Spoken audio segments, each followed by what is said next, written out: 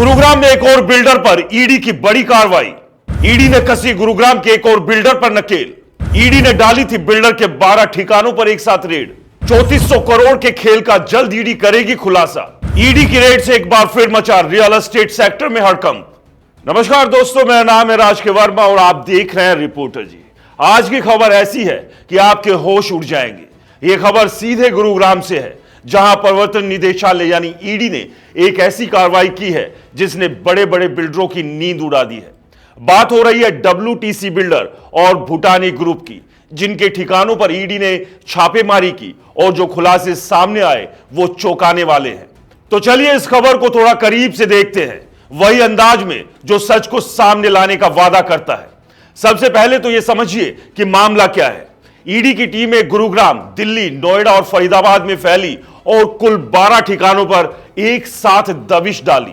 यह कोई आम छापेमारी नहीं थी दोस्तों, ये एक ऐसा ऑपरेशन था जिसने बिल्डरों की दुनिया में हड़कंप मचा दिया।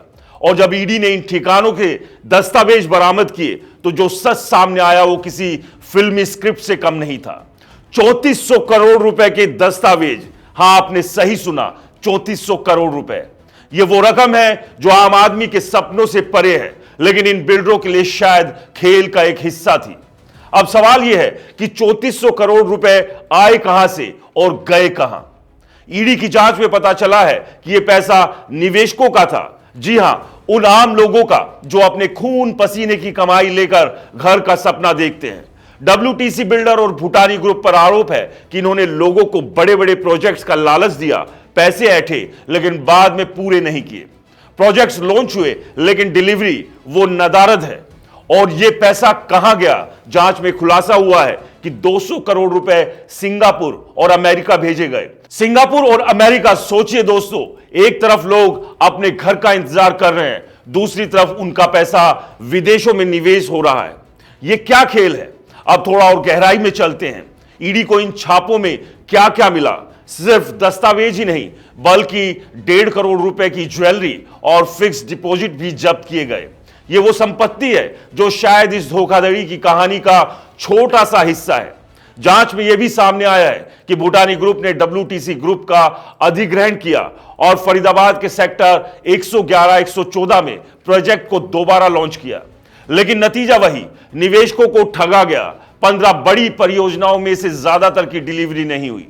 यह कोई इक्का दुक्का मामला नहीं दोस्तों, यह एक सुनियोजित पॉन्जी स्कीम की तरह लगता है, जहां लोगों के पैसे से संपत्तियां बनाई गई और फिर वो पैसा विदेश भेज दिया गया। अब जरा सोचिए, यह सब कुछ पिछले 10-12 सालों से चल रहा था। WTC ग्रुप के निदेशक आशीष भल्ला और भूटानी ग्रुप के निदेशकों पर FIR दर्ज हो चुकी है। ईडी अब पैसे के लेन देन की हर कड़ी को खंगाल रही है। सवाल यह कि क्या यह पैसा कभी निवेशकों तक वापस पहुंचेगा या फिर यह सिर्फ एक और कहानी बनकर रह जाएगी, जहां सिस्टम के सामने आम आदमी लाचार नजर आएगा। 3400 करोड़ रुपए का आंकड़ा अपने आप में बोलता है कि यह धोखाधड़ी कितने बड़े पैमाने पर हुई, और ये 200 करोड़ रुपए जो सिंगापुर और अमेरिका गए, क्या वो कभी वापस आएंगे?